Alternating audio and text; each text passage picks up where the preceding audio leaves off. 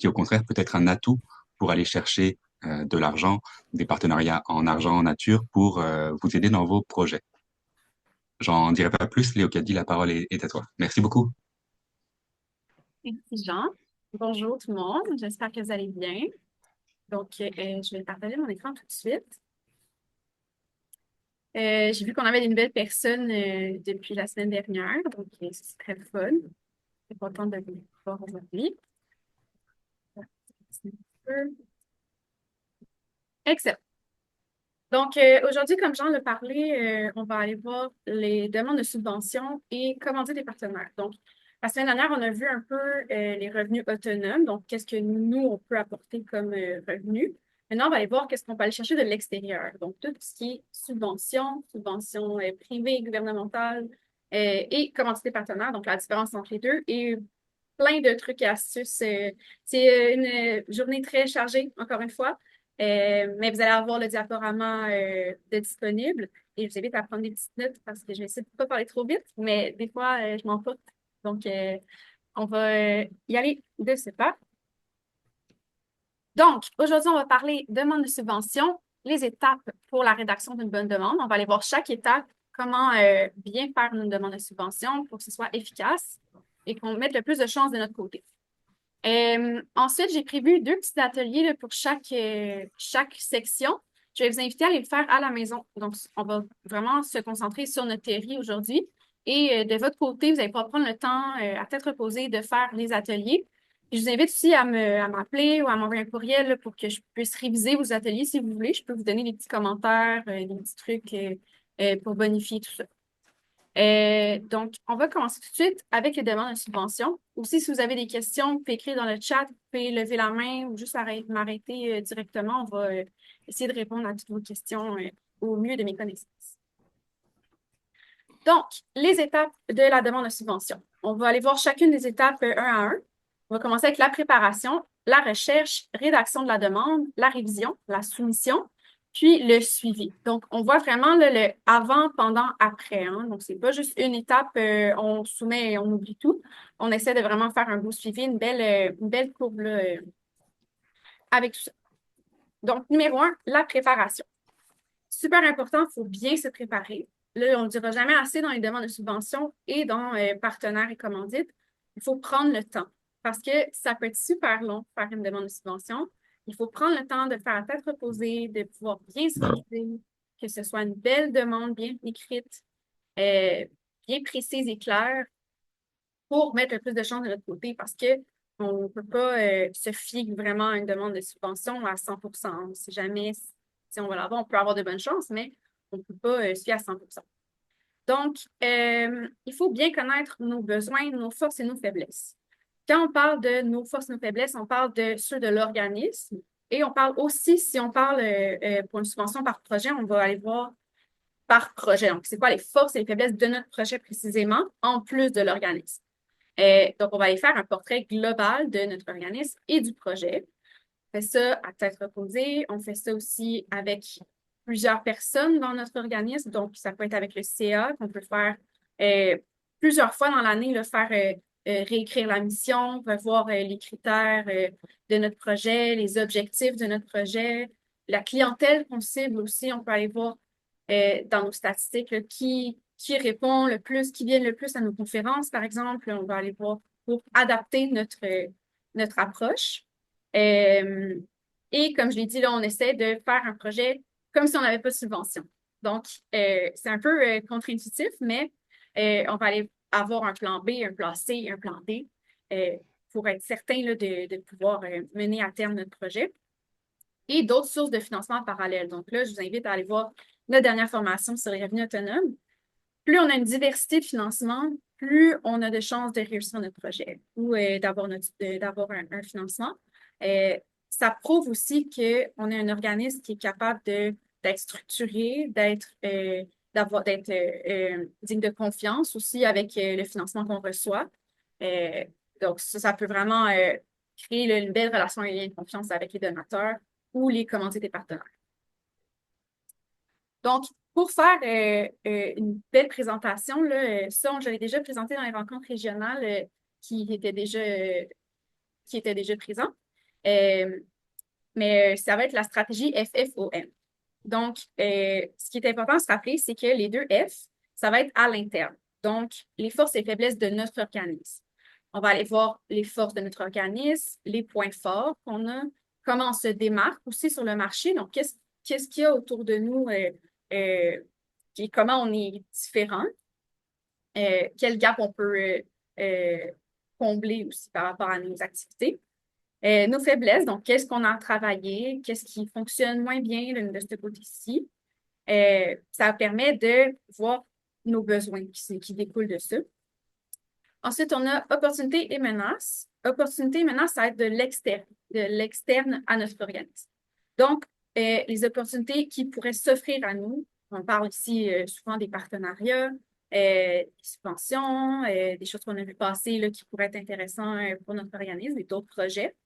Euh, Ça peut être aussi des façons de se lier avec d'autres organismes, entre sociétés d'histoire, entre centres et associations. Ça peut être super intéressant de faire des choses ensemble.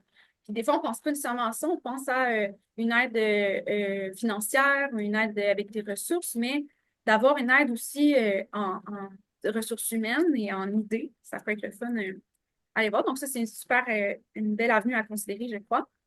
Puis menace, là, c'est un gros mot comme ça, là, mais c'est pas si menaçant que ça, là. C'est plus avoir euh, qu'est-ce qui pourrait réduire nos chances de prospérer ou de notre projet de bien faire. Donc, c'est quoi les freins qui pourraient arriver dans notre projet? Ça nous permet, encore une fois, d'aller voir les besoins qu'on a à combler. Euh, Ici, comme exemple, là, ça pourrait être des compétiteurs. Par exemple, on fait un balado, puis il y a une autre société d'histoire qui fait un balado aussi sur le même sujet. Ça devient un compétiteur. Donc, comment je vais désarçonner cette menace-là? Euh, on peut y aller, par exemple, ben, on va s'allier ensemble, on va faire de la visibilité ensemble pour désarçonner un petit peu cette compétition-là. Donc, ça, c'est un exercice que je vous invite aussi à faire à la maison ou avec le CA ou avec votre équipe pour vraiment bien identifier et déterminer c'est quoi vos besoins, c'est quoi vos forces. Ça va vous permettre de faire un plan et un portrait global beaucoup plus clair. Euh, Juste avant, je vais mentionner aussi que quand on fait un portrait global, là, c'est vraiment que ce soit le plus clair, le plus précis possible, parce que dites-vous que vous êtes la personne qui connaît le mieux votre organisme. Donc, si vous le présentez à quelqu'un et que pour vous, c'est pas encore super clair, ça va l'être encore moins à la personne à qui vous présentez. Donc, super important, là, il faut vraiment que ce soit clair, que ce soit précis, que ce soit euh, concis aussi. Là, on ne veut pas des longues phrases qui s'éternisent et qu'on se perd un petit peu dans le sujet. Donc, maintenant, on a fait notre portrait, on connaît super bien nos besoins. On va aller faire la recherche. Donc, on va aller rechercher quel financement s'appliquerait à notre projet, quel financement s'appliquerait, par exemple, à notre organisme, si on veut pour du fonctionnement, par exemple. Euh, Ensuite, ce qui est important à savoir, c'est que même si on a trouvé notre subvention, par exemple, on va aller chercher, euh, on peut aller faire de la préparation et moduler notre portrait global pour qu'il s'agence super bien avec la demande de subvention.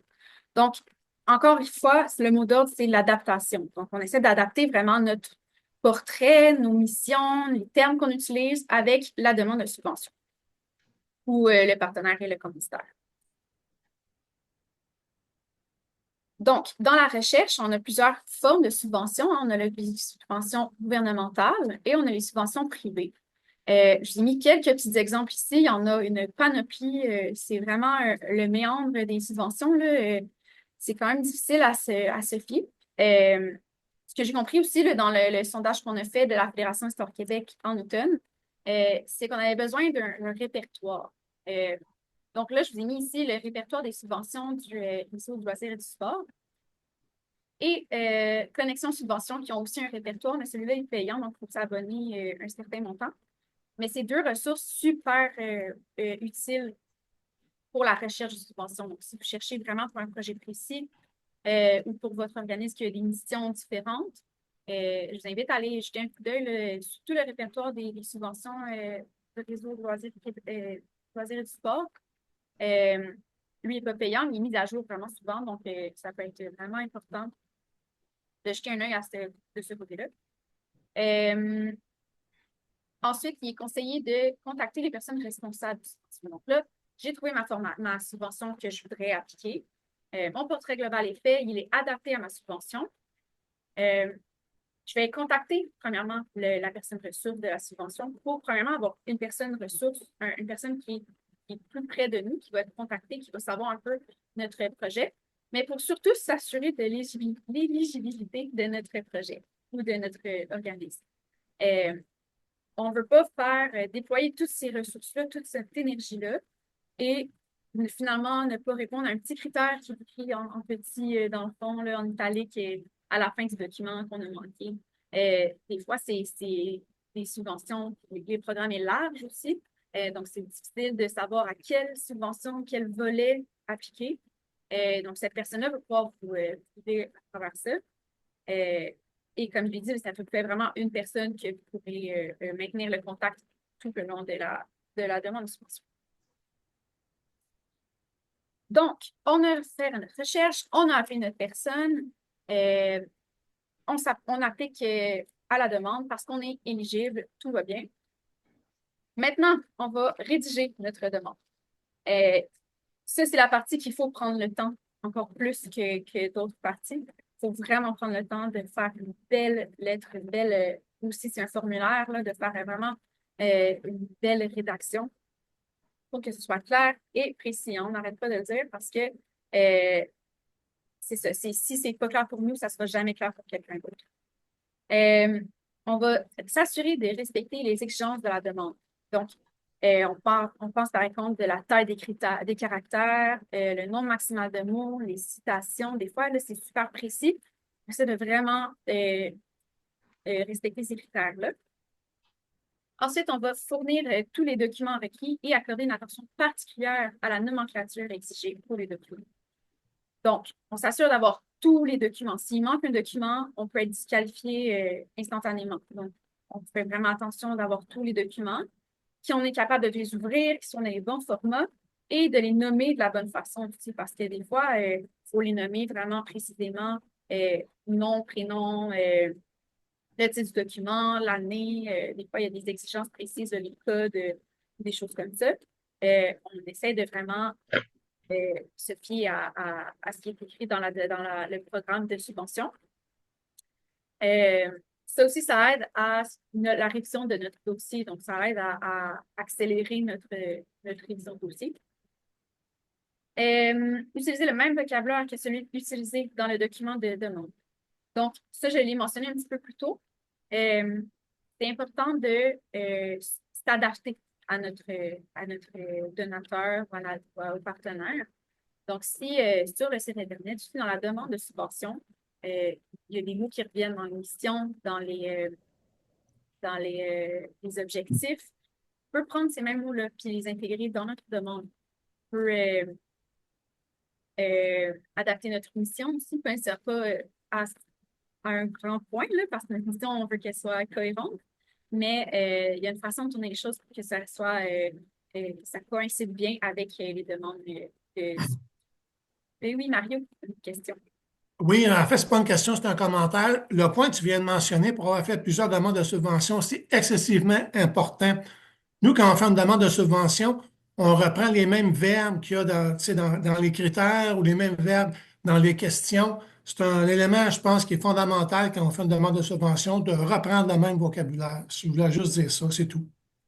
Oui, merci. Oui, exactement. Là. Donc, par exemple, on a une question, en quoi se démarque votre projet? On va aller dire, mon projet se démarque de telle et telle façon. Donc, on peut reprendre tout de suite la question et la mettre en infinitif là, pour être certain de toucher à tous les points, hein, parce qu'on veut aussi répondre vraiment à tous les points qui sont mentionnés. Euh, donc, on peut mettre l'emphase sur les chiffres que vous possédez ou des estimations à venir. Donc, par exemple, on a des statistiques sur notre dernier événement qu'on a tenu l'année dernière. On va les mettre de l'emphase. Donc, on a eu tel nombre de personnes qui sont venues, qui ont participé à notre colloque, où on a eu tant de partenaires, hein, aussi, mettre mettre de l'avant les partenaires et les commanditaires. Donc, on a eu tel partenaire qui participe avec nous depuis 3 ans maintenant ou qui va se joindre à nous à tel projet. Ça montre vraiment votre crédibilité. Ça montre aussi la légitimité de votre projet, de votre organisme dans la communauté. Donc, il y a des gens qui croient en vous et des gens qui croient en le projet, qui reviennent aussi. Il y a un haut taux de participation, un beau taux de participation. Si c'est la première fois que vous faites le projet, une estimation, ça peut toujours être intéressant. Si vous fait un projet semblable, puis vous estimez avoir un tel nombre de personnes. Puis, avant de commencer la rédaction, on va passer en revue le questionnaire. On appelle un dry run en anglais. Ça va être de passer en revue tout le formulaire, de voir toutes les questions avant pour se faire une tête sur quelles sont les réponses que j'ai à écrire, quel est le format, comment on va rédiger ça. Et ça vous permet aussi d'être certain d'avoir tous les documents demandés, donc de préparer votre rédaction. Parce qu'il n'y a rien de plus choquant que d'arriver à la rédaction du formulaire et il manque un document, là, il faut que j'aille chercher le document, là, le document il ne s'ouvre pas. Là. Donc, on essaie de vraiment faire ce travail-là avant pour arriver à la rédaction et d'être prêt d'avoir tout ce qu'on a besoin.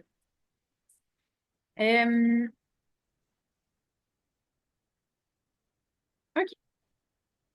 Donc, là, notre rédaction est belle, elle est faite. Maintenant, on va se réviser. Super important aussi, on met du temps là-dessus. On va pas passer rapidement sur la révision. Des fois, on est tanné de nous relire, là, mais il faut vraiment prendre le temps de le faire. J'ai fait une petite liste ici, là, ça peut être une liste à cocher qui vous permet de faire une belle révision. Première étape, on fait la lecture des textes par une personne de l'extérieur. Donc, quelqu'un qui soit n'est pas dans l'organisme, soit n'est pas dans le projet. Donc, ça peut être quelqu'un dans l'organisme mais qui ne participe pas nécessairement au projet. On lui demande, qu'est-ce que tu comprends de ma demande? Quelles sont les valeurs ou les objectifs de ma demande? Est-ce que c'est assez clair? On peut faire lire à plusieurs personnes aussi. Ça, c'est un petit truc pour avoir des bons commentaires. Ça peut être super intéressant à faire avec des gens vraiment de l'extérieur là, du projet ou même du domaine, là, des gens qui ne se connaissent pas vraiment. Faut qu'ils comprennent. Donc, ça, c'est l'essentiel. Ensuite, correction des textes, on a la syntaxe, la grammaire, on veut quelque chose d'impeccable. Autant aussi sur la forme des argumentaires. On veut que ce soit des textes cohérents, qui se soutiennent bien, qu'on réponde à toutes les questions. Donc, s'assurer vraiment de reprendre, là, comme je l'ai dit tantôt et comme Mario l'a dit tantôt aussi, de reprendre la forme des questions en infinitif. Donc, de vraiment aller chercher chaque point dans la question. Des fois, il y a plusieurs questions dans un énoncé, donc on essaie de vraiment décortiquer tout ça. Puis, la vérification de la taille des documents et de leur exactitude. Donc, on parle de la nomenclature, on parle de est-ce que mes documents s'ouvrent, est-ce qu'ils sont lisibles, est-ce qu'ils sont dans le bon format et est-ce qu'ils sont bien téléversables dans le formulaire, par exemple. Ensuite, il nous reste 2 petites étapes à la demande de subvention. On a la soumission. Donc, ça se fait. Ça dépend des endroits. Là. Des fois, c'est par courriel, des fois, c'est via un formulaire préconçu ou un site web. Au gouvernement, il y a le diapason aussi qui est pour remettre les demandes de subvention. Selon les commentaires que j'ai eus, c'est long et complexe aussi à s'inscrire à diapason. Donc, on prévoit une étape de plus à faire pour les subventions gouvernementales. Et on s'assure de déposer avant la date limite, s'il vous plaît, parce qu'on a prévu assez de temps pour faire notre rédaction, notre révision à tête reposée. Donc, on devrait être capable de remettre avant la date.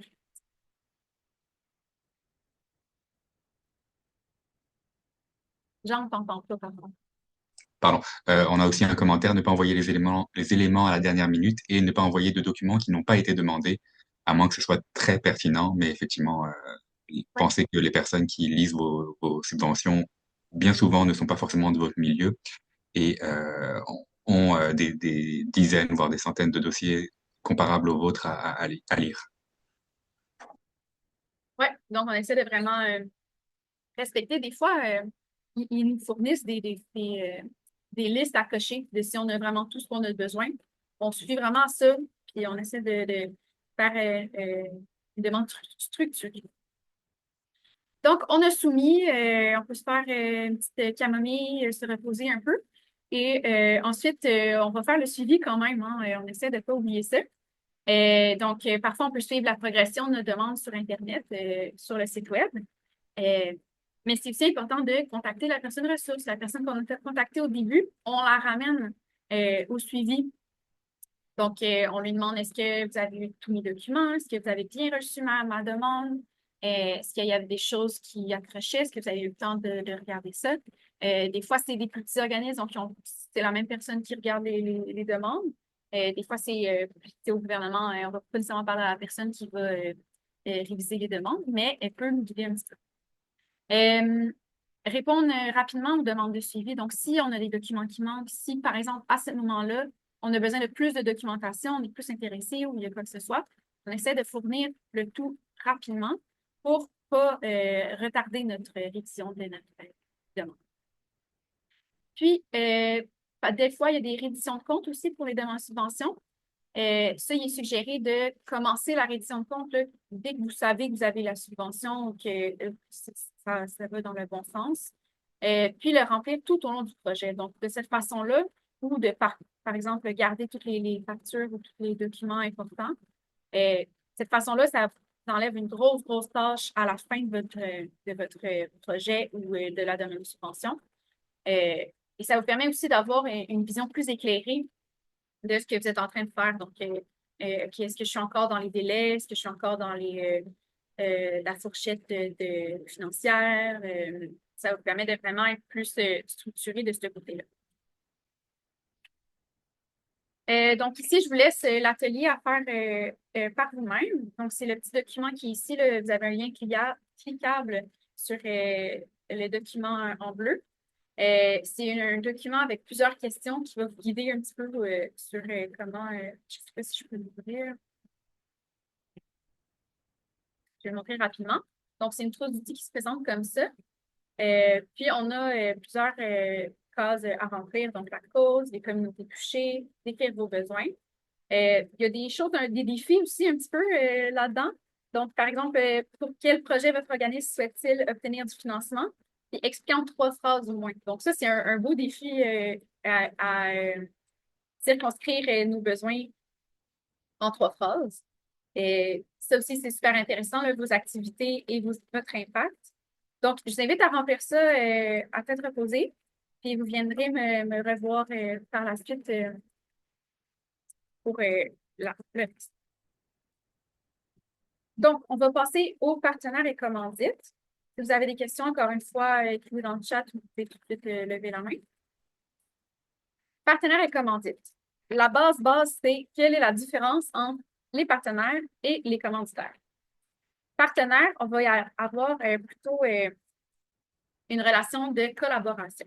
Donc, il va souvent avoir une contrepartie quand même, mais ça va être plus une contrepartie qui est équivalente, qui va être un équilibre avec celle que nous, on offre et que celle de notre partenaire qui offre. On va aussi, c'est pas seulement la visibilité, là, donc il va y avoir toutes les autres contreparties imaginables qu'on va voir un petit peu plus tard. Alors que les commanditaires, ça va être plus une relation transactionnelle. Donc, souvent, ça va être une relation financière. On parle d'un plan de commandite qui est préfet, alors qu'un partenaire, on parle d'une entente de partenaire, une entente partenariale, qui va être rédigée ensemble. Donc, on voit vraiment la différence là, de la relation qu'on a avec nos donateurs, nos partenaires. Ensuite, les étapes, ils ressemblent beaucoup à celles de la demande de subvention, là, la préparation, la recherche, la rédaction. Donc, je ne vais pas m'attarder à cette partie-là. Puis, on va voir un petit peu plus tard des idées là, de comment bien rédiger.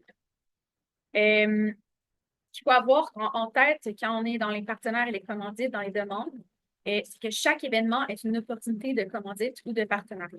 Donc, chaque événement que vous avez déjà dans le calendrier, que vous avez fait depuis chaque année, c'est une opportunité de commandite et de partenariat. Ça veut dire aussi que vous n'êtes pas obligé de nécessairement créer une nouvelle activité ou de créer un nouvel événement spécial. Puis simplement commanditer ce que vous faites déjà ou de diversifier vos besoins.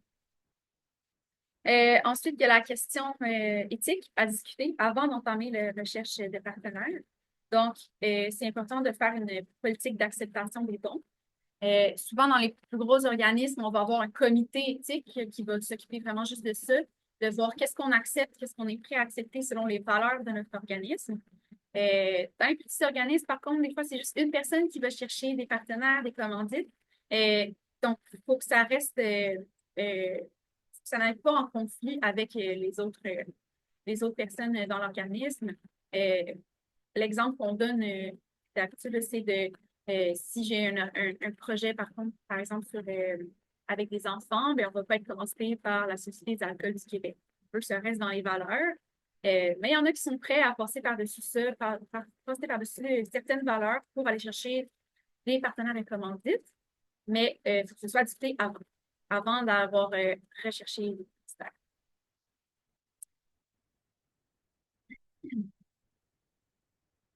Donc, les principes de base, on va avoir le partage des mêmes valeurs profondes. Donc, ça, encore une fois, c'est à discuter avec le comité éthique avant, mais l'exemple que je vous ai donné, c'est un très bon exemple, que c'est quand même une valeur très profonde qui est difficile à avoir une marge de manœuvre. Ensuite, on a l'équité des valeurs d'échange, donc l'équité de la contrepartie. Donc, si je donne un gros montant d'argent, par exemple, dans une commandite, eh bien, il faut que ma contrepartie soit équivalente. Donc, on essaie d'aller chercher une équité de ce côté-là et que les deux parties soient d'accord. Trois, on a une entente claire et signée. Donc, l'entente est rédigée ensemble. C'est une entente qui est structurée, qui est facile à comprendre. Ça aussi, c'est important pour le côté légal de la chose, là, d'avoir une entente qui est claire, qui est faite d'avance, que tout le monde est d'accord. Euh, c'est vraiment ratisser large sur l'entente pour être certain qu'il n'y ait pas de malentendu non plus. Puis la reddition de compte. Donc, j'en ai parlé un petit peu là, tantôt. C'est vraiment de se prendre d'avance et d'être transparent avec notre reddition de compte. La communication entre les partenaires elle peut se faire tout au long du projet ou de la période de la subvention ou du partenariat. Euh, donc, on essaie de vraiment euh, tenir au courant les partenaires à chaque étape qui change ou qui ne change pas. Parfois, il y a possibilité de ne pas remplir seulement le formulaire dans une demande de partenaire de commandite. Euh, c'est toujours une bonne idée de prendre cette possibilité quand on l'a. Euh, c'est super important pour la vision de la relation à long terme. Donc, une entente qui est pérenne avec notre partenaire, ça permet de créer un lien avec la personne ou avec l'organisme. Ça nous permet aussi d'ajouter de la valeur à notre projet, de bonifier l'implication, donc de peut-être ajouter des ententes, des associations différentes, une présence peut-être pendant l'événement. On a un peu plus de jeu quand on va faire, quand on ne remplit pas le formulaire que quand on remplit le formulaire et qu'on peut moins adapter notre rédaction. Puis, diversification des activités, c'est peut-être plus dans les principes de base là, que ça devrait être ce point-là. Mais c'est si j'ai une activité, par exemple, qui est récurrente à chaque année ou à chaque mois, je fais une conférence, par exemple. Ça peut être bon de changer un petit peu chaque année, mais de garder le modèle de base. Donc, comme on l'a vu dans la formation passée de la semaine dernière, les activités récurrentes, ça peut être super intéressant pour des membres qui attendent avec impatience cet événement-là. Mais il faut qu'il y ait une petite diversification ou une petite originalité, une créativité qui vient avec l'activité récurrente. Aussi, pour les partenaires et les commandites, que ça peut être intéressant de voir des choses qui changent, donc de financer ou d'être partenaire avec la même activité, ça peut être un petit peu redondant. Donc, on essaie de changer une petite chose à chaque fois, puis de faire aller notre imagination. Je pense que c'est ça qui manque dans notre domaine. Donc, qu'est-ce qu'on peut échanger? Donc, on a parlé des contreparties. Donc, qu'est-ce que je peux offrir en tant qu'organisme? Il y a trois catégories là, qui vont venir ici pour l'échange. Donc, on a la visibilité. Donc, en gros, il y a aussi l'argent là, que j'ai pas écrit ici, mais c'est euh, une des plus grosses contreparties. Hein, on a l'argent, on va chercher des sous pour nous aider à faire notre projet. Ensuite, on a la visibilité. Donc, je vous permets de mettre votre logo dans notre pamphlet ou sur notre message de présentation. Vous pouvez dire un petit mot, faire quoi que ce soit. Là. Donc, une visibilité pour l'organisme, le partenaire, comment dire. On essaie que ça s'intègre bien dans notre projet, donc ça peut être une cohérence avec les objectifs de notre projet. Ensuite, il y a la publicité pour votre projet. Donc, des fois, il y a possibilité, ça rentre aussi avec les réseaux sociaux et le contenu, là, il y a possibilité que nos partenaires nous aident dans la façon euh, de, de, de publicité sur notre projet. Donc, de le partager, par exemple, sur les réseaux sociaux et nous, on va partager leur événement sur nos réseaux sociaux. Ça peut être une belle façon, un beau partenariat qui est un peu plus facile aussi à accéder maintenant avec les réseaux sociaux. Ensuite, on peut proposer des avantages. Donc, on peut demander des avantages. Donc, dans le secteur événementiel, on peut demander, par exemple, une salle, prêter une salle pour notre conférence, de l'équipement dans cette salle. Ça peut être ce genre de partenaire.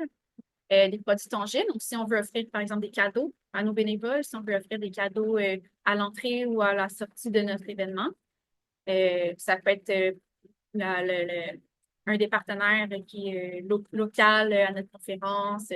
On aime toujours ça, les petits produits locaux. Ça peut être aussi le déplacement, l'hébergement, les repas là, qui vont être compris et offerts par nos partenaires.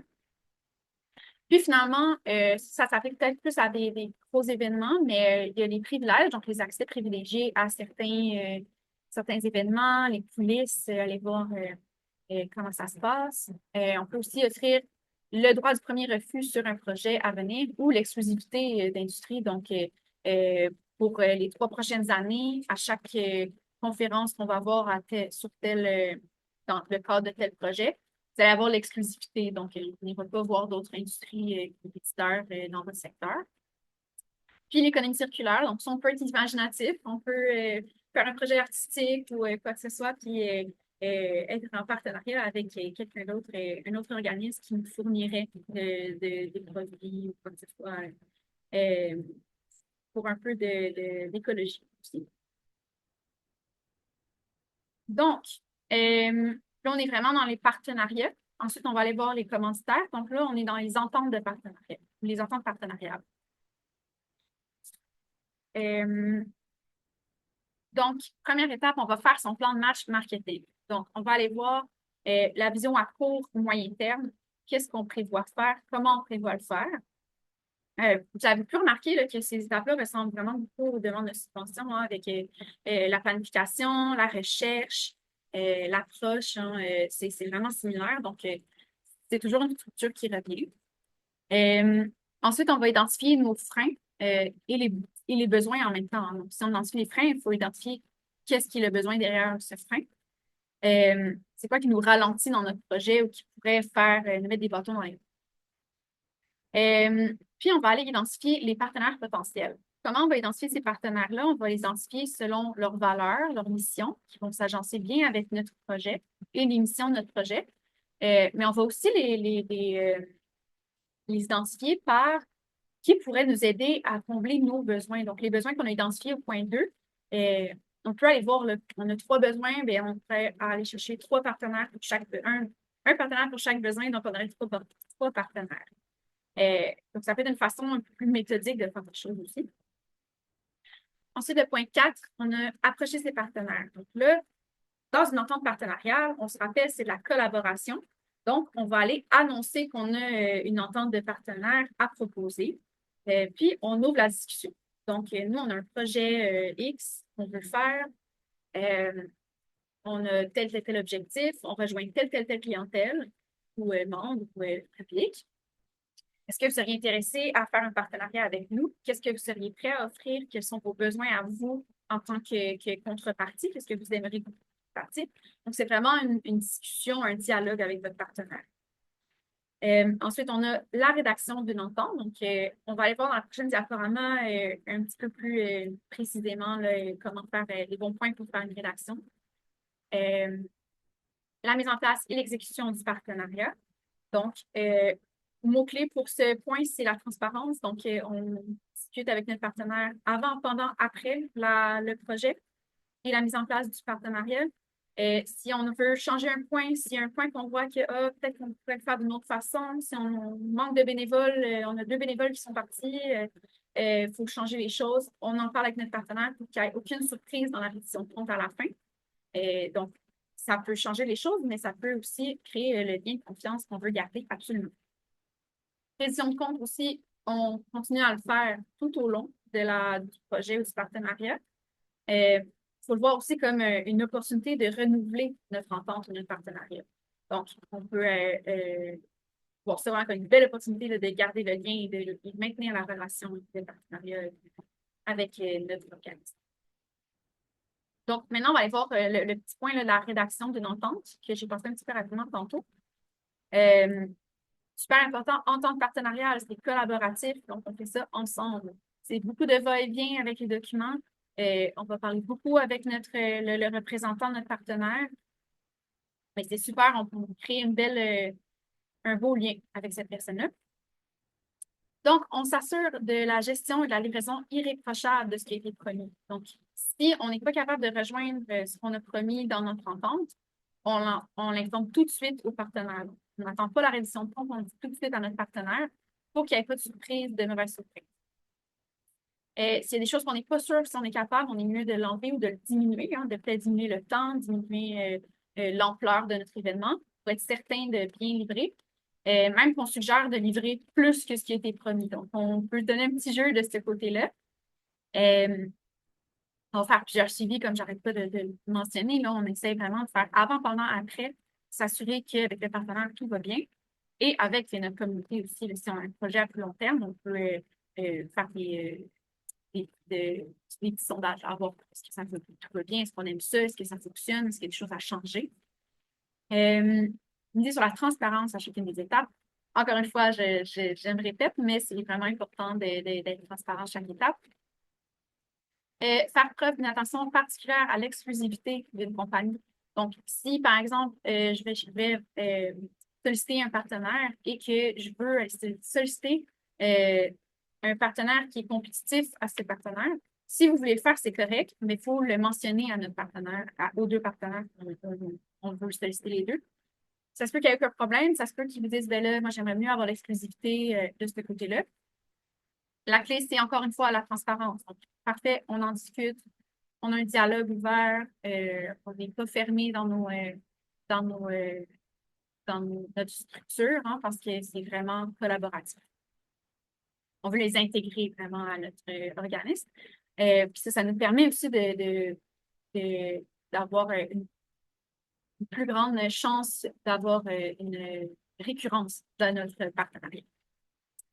Puis, on essaie, dans notre édition de compte, de ne pas conclure seulement sur la retombée, sur notre retombée à nous, mais d'inclure la retombée pour notre partenaire. Donc, qu'est-ce qu'eux ont bénéficié? Comment ça s'est passé de leur côté? Est-ce que la visibilité leur a donné un bon jeu? Ça, c'est pas obligé d'être écrit dans la reddition de compte, mais ça peut être une belle ouverture de dialogue et une belle lancée vers, une belle perche vers la récurrence.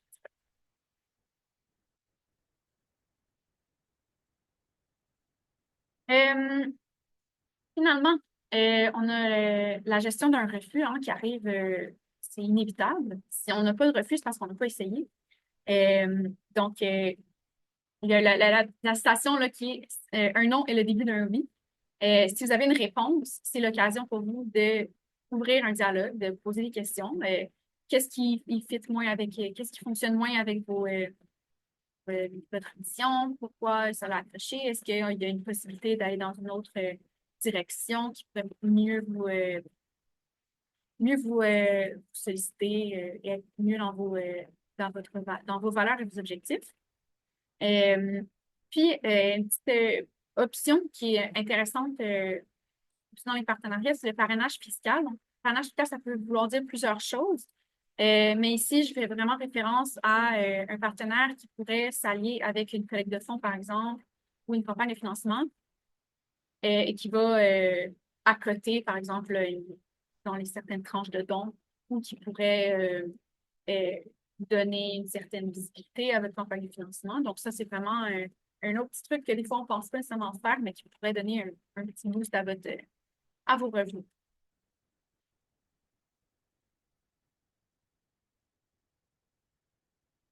Donc, maintenant, on va aller plus du côté des commanditaires. Donc, on a fait beaucoup la partie partenaire. Côté commanditaire, on va faire un plan de commandite. Donc, ça, on le rédige à l'avance. C'est quelque chose qui est plus structuré, qui va moins bouger aussi dans le temps, donc c'est moins collaboratif. On a dit que les commanditaires, c'était plus transactionnel. Donc, dans votre plan de commandite, je sais, il y en a qui en ont sûrement déjà fait, mais les points principaux qu'on va avoir, là, ça peut bouger beaucoup, mais on va avoir le résumé de notre projet, donc la mission, l'objectif, et l'organisme qui le supporte, donc qui est avec nous déjà, euh, le montant demandé, donc les montants précis, on veut vraiment voir des chiffres. Des fois, on n'est pas à l'aise à mettre des chiffres, mais là, c'est super important de les mettre. Puis ce qu'on veut en faire, donc combien on a besoin, puis qu'est-ce qu'on veut faire exactement avec ces montants-là. L'offre de contrepartie, donc qu'est-ce que j'ai à offrir. Puis à la fin, on termine avec le formulaire de contact, donc le nom d'une personne ressource, son numéro de téléphone, courriel et un formulaire de paiement. Donc, des fois, ça peut être juste un code QR, là, super facile aujourd'hui de faire ça. Donc, pour que ce soit facile, ça peut être une adresse postale, mais je vous suggère d'aller vers le numérique.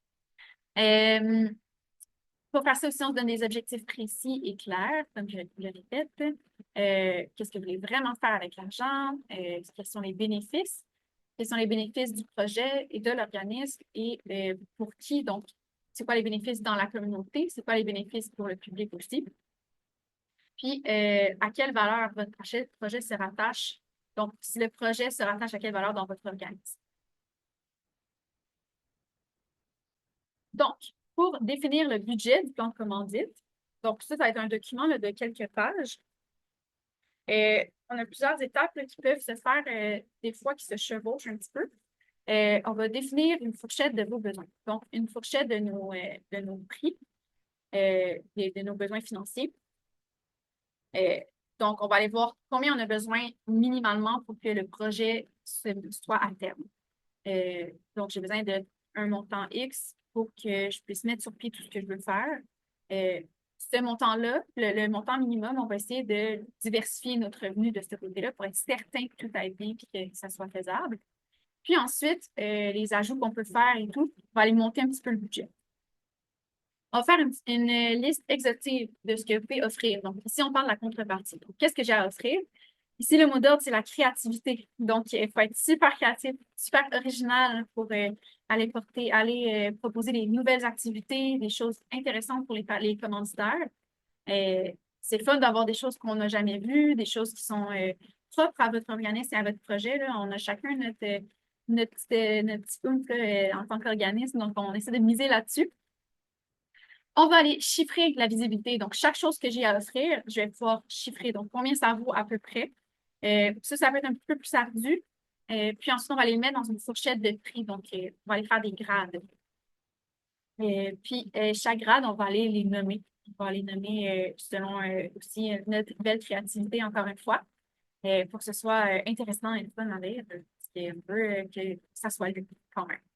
Je vous ai mis ici 3 petits exemples de plans de commandite super intéressants. Ils sont différents. C'est à des échelles différentes aussi.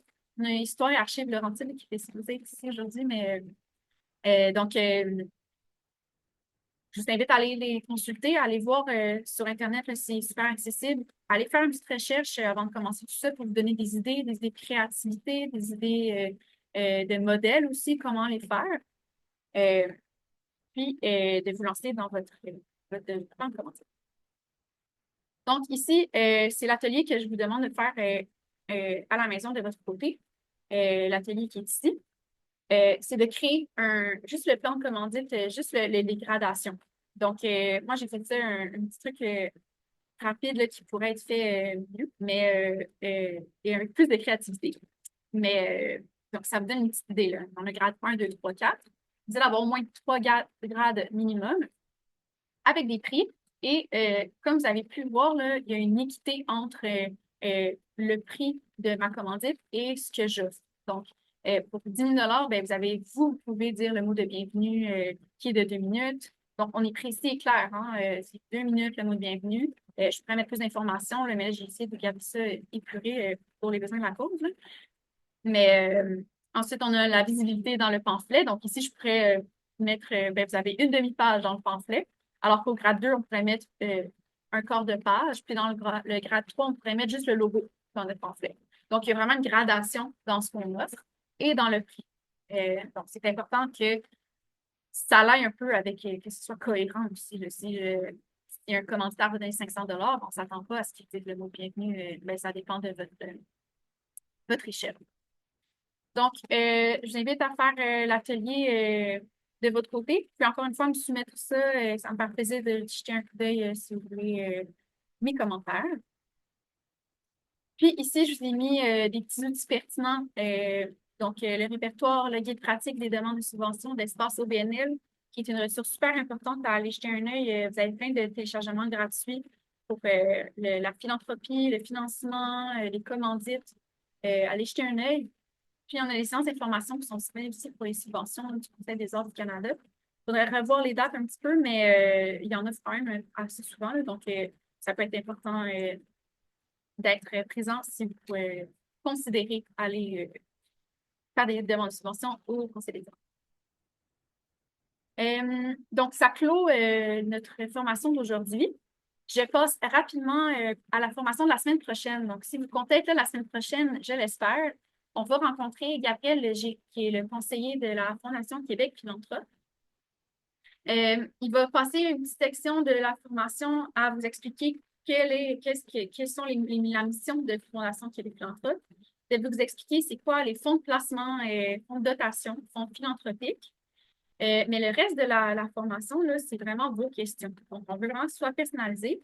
Pour ça, vous devez absolument me soumettre vos questions un petit peu à l'avance. C'est sûr que s'il y en a qui viennent, vous pouvez me les envoyer. Mais j'aimerais vraiment ça que vous puissiez juste me les envoyer. J'ai mis mon courriel juste en bas ici.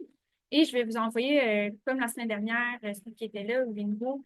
Demain ou après-demain, je vais vous envoyer la documentation avec le vidéo qu'on a de la formation d'aujourd'hui, le diaporama et des documents que vous pourrez regarder de Fondation Québec Philanthrope si vous avez d'autres questions qui submergent cette semaine. Donc, je vous remercie de votre présence et j'espère vous voir la semaine prochaine. Beaucoup, Léocadie. On a eu une question dans la discussion qui a été un peu abordée. Je pense qu'on pourrait alimenter par des exemples concrets qui viendraient des membres.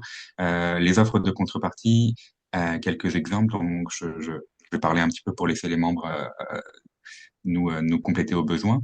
Mais je pense que ça rejoint beaucoup ce que tu expliquais au début, bien se connaître, bien connaître le produit que l'on est, que l'on offre. Si vous connaissez votre organisme, votre rayonnement, votre membrariat, les gens qui vous lisent dans le bulletin, sur les réseaux sociaux, dans les médias locaux, vous avez des contreparties à offrir ne serait-ce qu'en termes de visibilité, en termes aux commanditaires. Vous pouvez également, vous savez combien coûte votre événement, quel est le coût de revient. Donc, ça vous permet d'évaluer que pourtant, tel montant, un commanditaire peut avoir droit à une entrée gratuite ou un abonnement d'un an à votre bulletin. Ça, ce sont toutes des choses qui sont je vous les donne très génériques parce que c'est aussi des choses qu'on pratique à la fédération.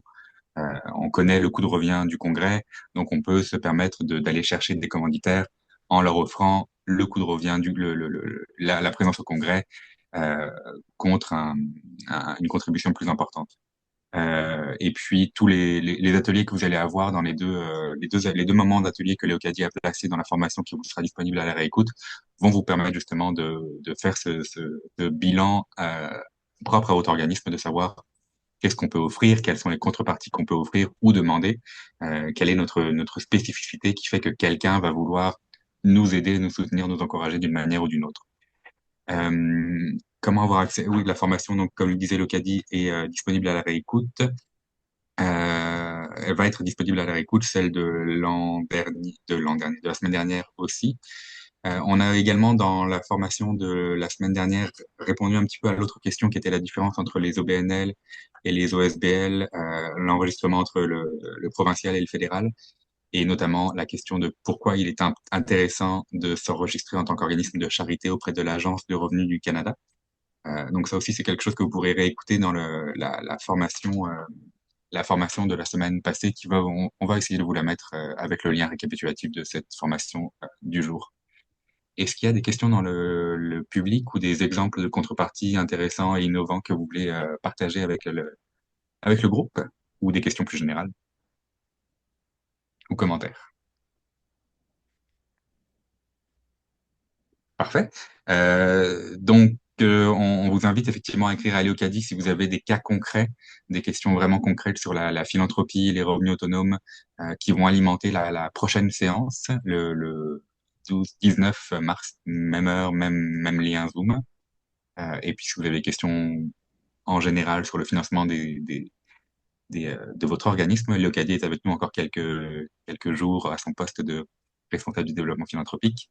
Euh, N'hésitez pas à faire appel à nous. Merci beaucoup à tout le monde. Merci beaucoup. Merci. Bonne journée. À Bonne bientôt. journée tout le monde. Merci beaucoup. Bonne journée. Merci, bonjour.